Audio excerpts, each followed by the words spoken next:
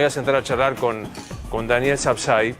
Yo hoy planteaba en una nota que publicaba en Infobae que es interesante saber qué piensa de verdad Alberto Fernández. 3 ejemplos de mucha coyuntura. Venezuela, Argentina no condena que expulsen a la embajadora de la Unión Europea. Infran, hay represión y cuesta condenarla. Y ¿usted ve algún sesgo que le preocupe desde el punto de vista del Estado de Derecho en la gestión de Alberto Fernández? De ninguna manera. Yo creo que él tiene una posición frente a lo que es el Estado de Derecho muy similar al de Cristina. No olvidemos, ahora que se habla de Formosa, uno de los primeros gobernadores que él visitó fue Gildo Infran y dijo que era el gobernador ejemplar. Ese es el modelo. Tomo sus palabras. ¿Quiere tomarse? No sé ¿Qué pasó con Infran, Rosario Nacho, el día de hoy? Vino, bueno, era la mancha venenosa. Sí. O sea, era la historia que no me reúno, no hago una bilateral, no hago esto. Tan venenoso no fue, Luis, porque vino a Casa Rosada, no le dieron una reunión, pero sí palmadita en el hombro de Alberto Fernández, charla en medio del acto y un abrazo de Santiago Cafiero y luego conversación bastante amena. Circuló ahí la versión de que lo habían silbado en Casa Rosada. No, Luis, no lo silbó nadie, se lo respaldó. De hecho, justamente lo que piensa el gobierno es que hay una campaña mediática contra obvio, siempre Infran, la culpa es nuestra. Más allá de admitir que hubo un exceso y hubo represión de la fuerza, en este caso la policía formoseña. Pero no le echan la culpa puntualmente a Gildo Infran, sí a las fuerzas de seguridad. Hay 5 motivos que me gustaría que, así lo comparto con Daniel Sapsay, 5 motivos por los cuales Alberto banca al gobernador de Formosa, que quiero recordar, hace 34 años que está en el poder. Hoy me tocó con la ministra Gómez Alcorta, junto con Rosario, en la radio, explicar instrucción cívica, ni siquiera derecho constitucional, instrucción cívica 1 de cuando íbamos a la escuela, que la periodicidad y la alternancia en los cargos es una de las bases de la República. 34 años está en el poder Gildo Infran. ¿Por qué lo banca, Nacho? Bueno, en principio, por lo que decíamos, culpan a la policía de la provincia de Formosa. No tiene que ver esto con una decisión de Gildo Infran de reprimir. Esto es lo que cree el gobierno. Por otro lado, Luis, ponderan la lealtad de Gildo Infran. Dicen, durante los 4 años de macrismo, Infran no se quitó el mote de kirchnerista, no sacó los pies del plato más allá de negociar obras para su provincia, nunca se fue, no especuló con el PJ, como sí le critican a otros. Después, obviamente, apuntan al rol de los medios. Lo escuchamos a Pietragala, lo vimos a Sabina Frederick. Apuntan justamente contra esto. Creen que hay una campaña mediática en la provincia de Formosa, así como ocurrió en su momento, dicen, en Tucumán, por ejemplo, en 2015, en aquella elección polémica. ¿Te acordás que sí, claro. Bueno, también creen que Gildo Infran está siendo víctima de una campaña mediática. El faltazo de Larreta, Luis, eso no pasó inadvertido en Casa Rosada porque dicen, hasta Larreta se subió a esta situación. Sí, un poquito sobreactuada, quiero decir, la de Larreta. Rodríguez Larreta. Bueno, Larreta tiene que pensar. Un poquito sobreactuada, digamos, contémosle a la gente que no sabe de qué se trata. Estaba invitado como uno de los jefes de los estados argentinos, Horacio Rodríguez Larreta, y no fue para no cruzarse con Infran. Claro, Larreta también está tensionando internamente con Juntos por el Cambio, los halcones que le reclaman ser más vehemente. Patricia Bullrich viajó allá y justamente dicen, hasta Larreta se subió a esto y obviamente Juntos por el Cambio quiere extender esta formosización de lo que está ocurriendo. Quieren traer Formosa acá a la capital y hacernos creer de que el kirchnerismo es Formosa y es ese foco de represión. Incluso dicen, cuando reprimió Larreta la semana pasada nadie dijo nada. Esto lo dicen todo en Casa Rosada, Luis. Sí. Y por último, y no por eso menos fundamental, por votos, Luis. El quinto motivo es junta los votos. Infran junta votos. Sí, Martín. No, me parece que lo de Larreta un poco exagerado porque era un acto institucional, ¿no? Me parece que ese tipo de lugares no hay que faltar. Era muy importante el acto, lo que se iba a firmar por el Día de la Mujer. En tal caso podría haber hecho alguna declaración o aclaración sobre la presencia de lo que institucionalmente correspondía. Vuelvo con lo que usted planteaba, Daniel. ¿A Alberto es Cristina? Yo pienso que sí, porque además no olvidemos que la modalidad a través de la cual se integró la fórmula presidencial para el 2019 es inédita en la historia electoral del mundo. Una candidata a vicepresidente autoproclamada que invita a quien lo va a acompañar como candidato a presidente. Es algo casi grotesco. Y lo hace a través de un Twitter. O Ni siquiera estuvo acompañado de la más mínima institucionalidad. Claramente ella demostró que fue por su voluntad exclusivamente, no hubo ningún cuerpo partidario, una reunión con otro dirigente, nada. Simplemente la decisión de ella, porque leyó muy bien que lo podía presentar como moderado, vio que no le daban los votos, venía de perder varias elecciones y el cálculo fue muy bien hecho. Frente a esto, digo, usted hablaba del vicepresidencialismo, Sí, nunca hace visto. tiempo que lo... Algunos hablan de Lucas Romero del senadurismo, esta cosa que desde allí... ¿Teme que esto pueda arrastrarse hasta llegar a límites como formen un partido? ¿No les gusta formar un partido y ganen las elecciones? En relación a la otra parte, digamos, de la alianza de gobierno, Sí. yo no creo que lo hagan porque saben que la única forma de ganar es con todo el peronismo unido. Eso está clarísimo. Pero más bien podría partir de la otra parte. Se está hablando de un peronismo republicano, que sería una nueva pata de Todos por el Cambio. No lo sé. La verdad que no soy analista político. Estoy saliendo de lo mío. Pero me parece que ellos van a hacer todo lo posible para seguir unidos, que no se les salgan votos. Claro. Bueno, porque acá aparece... La salida de Lozardo, ¿usted cómo la vería si se produjese, Daniel? Bueno, no hay duda que es una enorme, una desautorización más al supuesto presidente, porque además él ha dicho, y lo hemos oído, Marcela Lozardo soy yo, así que a ella no la toca nadie, yo me acuerdo. Entonces, que finalmente haya que tocarla, quiere decir que es una marioneta. En un presidencialismo donde el presidente es el único ocupante del poder ejecutivo. En nuestro país, recordemos, Es un régimen unipersonal. En todos los presidencialismos es unipersonal, si no ya es un sistema mixto o pasamos al parlamentarismo. Que el presidente de este modo sea permanentemente desautorizado, pero lo hemos visto desde el principio, cuando él concurre al Senado, al lado de la senadora que presenta el proyecto Vicentín, y la senadora dice, el presidente ha aceptado, como si fuera que el presidente es el que se cuadra en el Senado frente a un proyecto Claro. absolutamente prohijado por la presidenta, me sale, la supuesta vicepresidenta. Son todos supuestos. Entonces, evidentemente es una persona que no tiene ninguna autoridad y que ha perdido el valor de la palabra. En la tarde de hoy, Rosario, siguen ya no solo rumores, sino afirmaciones que hace el presidente de la Nación por el tema Ministerio de Justicia, ¿no? Sí, habló el presidente de la Nación en el canal C5N, contó que ella hace un tiempo le había planteado dejar el ministerio, que para alguien de la política es muy desgastante lo que se viene sobre todo. Dijo Alberto Fernández que él quiere que ella siga trabajando con ella, que no quiere que se vaya, pero tienen que ver la manera de resolverlo. Dijo que se han escuchado nombres como el de Martín Soria, el de Ramiro Gutiérrez, los conozco mucho, vamos a ver qué decisión tomamos. Y dijo que se están buscando en este sentido algún reemplazante para Marcela Lozardo. Pero por primera vez Alberto Fernández habla de estoy buscando un reemplazante. Sí. Obviamente si es un reemplazante porque se va, lo usa un poco más temprano, un poco más tarde. Dice que quiere seguir hablando con ella, que él quiere que siga en el ministerio, pero entiende que Marcela Lozardo le planteó hace tiempo que se quiere ir, que está desgastada y que no viene de la política, por lo cual para ella es muy dura esta situación. Esto último que dice Rosario también lo marcaba mucho en tribunales. Lozardo no quiere una carrera política. Lozardo está ahí para acompañar a su amigo de toda la vida en un área muy sensible en el comienzo de su gobierno, pero Lozardo no tiene una expectativa de, después de ser ministra, seguir en un cargo político, ser diputada, senadora o aspirar a un ascenso en la carrera política. Yo la verdad que no recuerdo, ayúdeme Daniel, en la historia constitucional argentina, que un presidente diga, yo quiero que ella se quede, pero ella se quiere ir y le estoy buscando un reemplazante, ¿no? Sí. Que es casi como un debate interno llevado a la escena pública. Es que es la característica de la personalidad de Fernández, el decir hoy blanco, mañana negro, pero nosotros lo hemos visto durante los años de alejamiento de Cristina. Si alguien la destruyó, inclusive con el tema del memo con Irán, diciendo que el solo memo era un encubrimiento, explicando desde el derecho penal, criticándola inclusive desde las características psiquiátricas, dijo una cosa como una psicópata compulsiva, algo así, y después resulta que se transformó en que los dos eran iguales, como él dijo.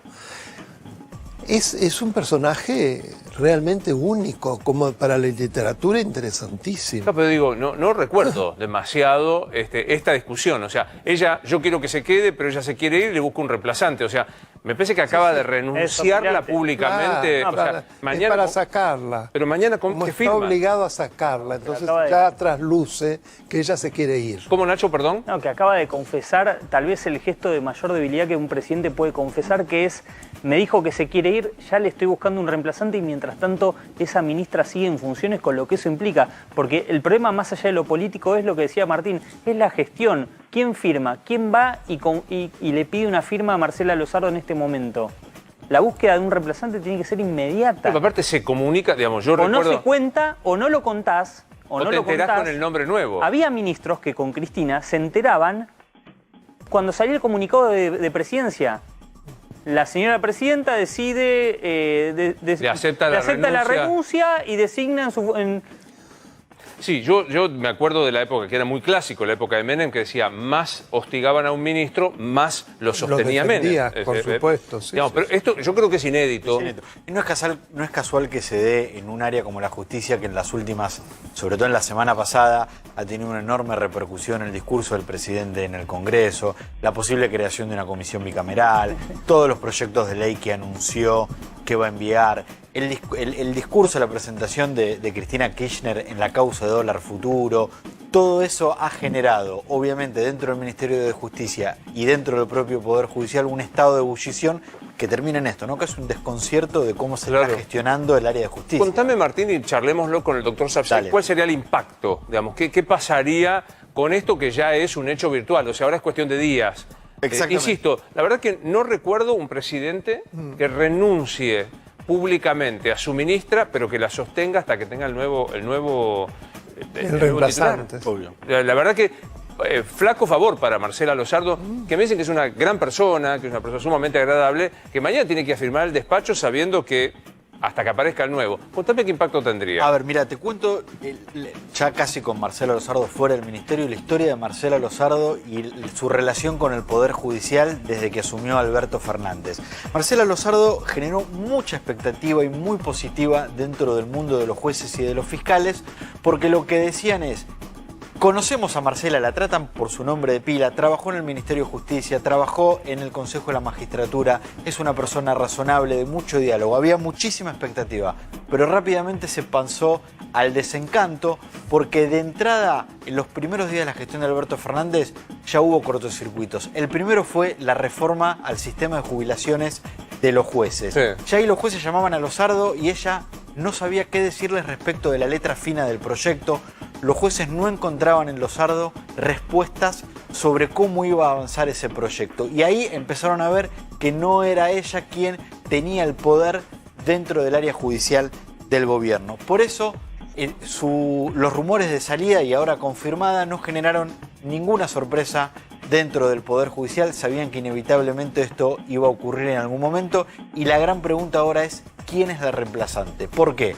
¿Es una persona que va en la misma línea que Lozardo? ¿Es una persona más cercana al kirchnerismo? ¿Es una persona que viene a defender los proyectos de Alberto Fernández y de Cristina Kirchner en el Congreso de la Nación? Ahí es donde se está centrando la gran expectativa que hay en tribunales para saber con nombre y apellido, en rigor, cuál es el proyecto político del próximo. ¿Te atreves a pensar quién puede ser el reemplazante? No, porque dentro del Poder Judicial nadie lo tiene. Sí, hoy todos repetían el nombre que apareció en los medios, Soria. que es el de Martín Soria. Rosario, ¿crees que va a ir por ahí? Martín Soria, que sí, que estuvo muy callado durante el fin de semana, que no contestó y que hubo algunas reuniones con él en las semanas previas. Nacho, Puede haber un tapado, Luis. que aparezca un alguien distinto con todo esto. Yo Digamos, creo que- esto es Yo creo que Soria no es el candidato de Cristina. Soria no es el candidato de Cristina. Y y podés eso, pensar quién sería Mena, me imagino. alguien del universo judicial más cercano para mí a la vicepresidenta puede ser. Bueno, todo esto, Claudio, que vos planteabas, se agrava. La desconfianza, digamos, que un presidente de la Nación renuncie virtualmente a su ministra, diga, le estoy buscando un reemplazante, me imagino, ¿no? Déjame contestarte en mi idioma, el idioma de los mercados, punto. Solo lo veo en los precios. Si un cheque tuyo vale 32, lo que teóricamente el valor teórico es 100, y no lo pagan 32, Si las empresas argentinas están en el mínimo histórico y tenés muchas empresas queriendo irse y las que están comprando, muchas, con regulación, que tienen buenos contactos, eso te habla claramente que el precio ya no es determinante. Y respuesta final, no me asusta que los precios sean baratos. Me asusta que no haya comprador con estos precios baratos. Claro, y eso te habla del futuro, no del presente. Tengo muchos años, ya viví muchas crisis y entiendo los rebotes, que un estado de ánimo puede ser que te pudras de algo, lo vendas. Pero que lo quieras vender y no haya una cola de compradores y el comprador de las pocas empresas que se dieron hasta ahora o las que fueron transándose fueron a precios realmente muy baratos y un cambio donde no busco un flujo de negocios sino buenos contactos para mantener esa regulación, me parece que habla de esto. Y yo te diría, desde el punto de vista económico, me interesa más, y no es una chupada de medias porque está acá, escuchar a ellos finalmente de la justicia o a Daniel, porque es más relevante de lo que pasa en los negocios, mucho más importante esto que ganar o perder plata, porque si no tenés reglas... Es muy interesante lo que estás diciendo, o sea, Es saber lo más con qué reglas del juego estás jugando. O sea, vos Es la única manera de pensar a 10 años. ¿Qué cancha me estás trazando? Si no, ¿sabes qué? Me vas a preguntar, ¿y qué vale el dólar mañana? Y pasado mañana, y esto es caro, ¿verdad? Cuando estás en ese chiquitaje de discutir las cosas chicas, no salís adelante. ¿Sabés cuándo salís adelante? Cuando estás discutiendo, che, la generación que viene y cómo va a ser nuestra conectividad y quién va a invertir en 4G, en 5G ahora y quién va a invertir y cuáles son las reglas del juego y vas a poder importar. No estás discutiendo eso. Ahora digo, en el marco de esto, yo digo, a veces el gobierno intenta con precisión tirarse un tiro en el pie, ¿no? Porque cuando intenta el Consejo Económico Social, como para decir, vamos al consenso, vacunatorio VIP. A la semana siguiente, comisión de jueces para investigarlo, que yo qué cosa, digo, una noticia como si yo te preguntarte por ganancia ahora me da como fuera de un ojo de otra cara. Es bueno, sirve porque va a haber más poder de consumo en las clases medias. ¿Me lo explicás brevemente cómo va a ser? Simple, cuando vos recibías tu salario te descontaban de impuestos a las ganancias un número. Ahora no solo no te lo van a descontar a gran parte de los argentinos, porque la mayoría gana de menos de 150.000 pesos, sino además que va a ser retroactivo. Eso te va a dar un poder de consumo. Ahora, vos vas a salir a consumir un poquito más. ¿Está la inversión para fabricar lo que vos querés consumir o va a ir a precio? Yo sostengo que tarde o temprano también va a ir a precio por ese conflicto de falta de producción. Pero en los negocios se llama riesgo moral. Para mí es lo más relevante. Cuando vos invertís en algún lugar, lo más importante es el riesgo moral. Yo te digo a vos, y te conozco, ¿invertirías en tal persona? ¿Le comprarías un auto usado a tal persona? No.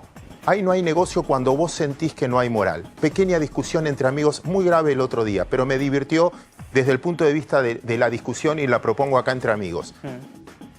Un papá de un muy amigo mío le compró una bicicleta a su hijo de 15 años, hermosa.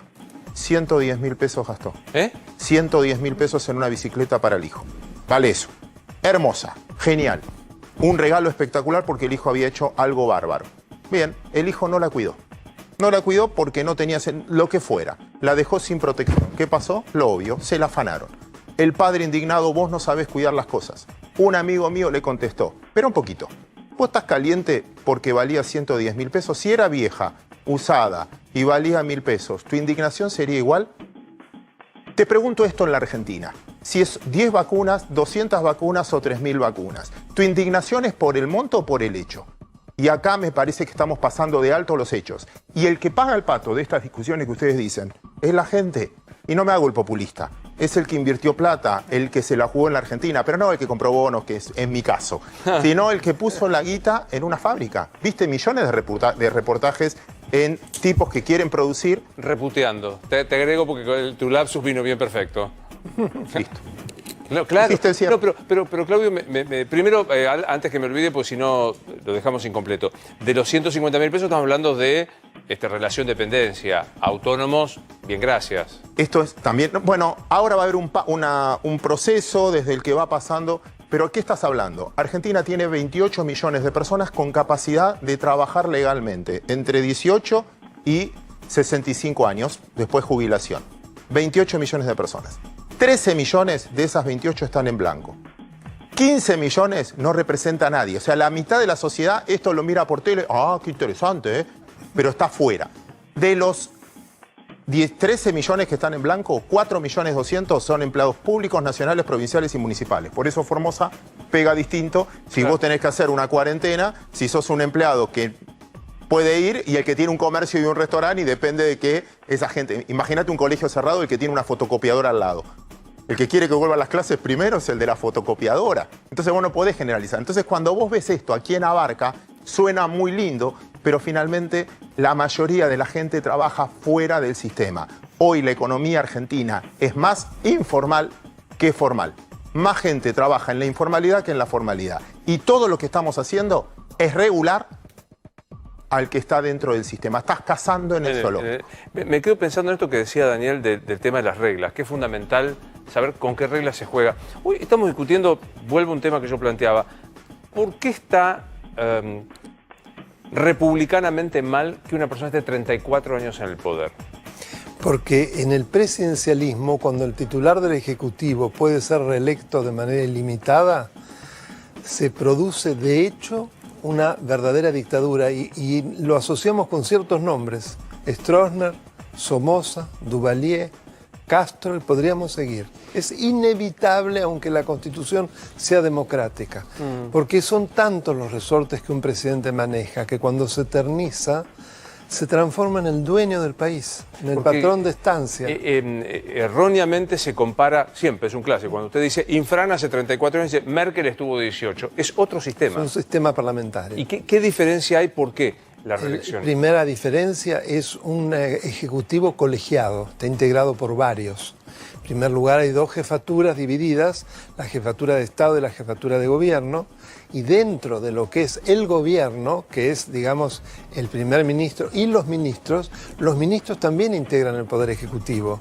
Y ellos son elegidos con la confianza del Parlamento. El primer ministro no puede nombrarlos y removerlos libremente. Claro. Pero además de eso existen lo que se llaman las herramientas de control recíproco. Por un lado, desde el Parlamento se puede retirar la confianza al gobierno y el gobierno termina en cualquier momento, sin necesidad de fundamentos, es meramente político, ya sea todo el gobierno o alguno de ellos.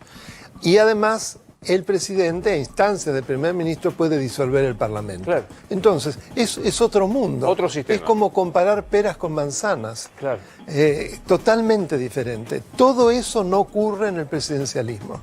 Y como eso no ocurre, es muy grave que el presidente se eternice en el ejercicio del poder. O un gobernador de un estado autónomo como el nuestro. Porque es lo mismo. Todos han tomado la forma presidencialista. Muy interesante la evolución de eso en los Estados Unidos de América, que es la cuna del presidencialismo. Primero lo que fue lo fundacional, Washington, el primer presidente, lo reeligen una vez y cuando se produce la ocasión de una nueva elección, él dice no, es suficiente. Con 2 veces es suficiente, si no es peligroso. Y esto dura hasta Franklin Delano Roosevelt, que pasa por la crisis de los años 30, luego de la Segunda Guerra Mundial, y lo reeligen 4 veces. ¿Y qué ocurre poco tiempo después? Una enmienda a través de la cual lo que había dicho Washington se transforma en letra. Es parte de la Constitución. Una sola reelección. Nada más. Y de paso a su casa, a ¿no? su casa. Porque acá técnicamente, dejando casa. pasar un periodo, puede volver un presidente de la Bueno, nación. porque lo que se modificó aduciendo que se estaba imitando el sistema de Estados Unidos es mentira. Muy sencillo.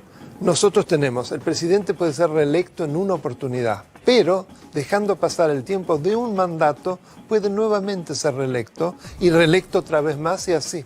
Además, no existe ningún tipo de límite a los parentescos. Por eso lo que habían pergeñado Néstor y Cristina era también pasarse la pelota entre ellos, como vemos en provincia, Santiago del Estero. Cuando Zamora se le impide una segunda reelección impositiva, ¿qué hace? La posa a la doctora Ledesma, que durante 4 años, y ahora será 8 años más y la va a poner a ella y así.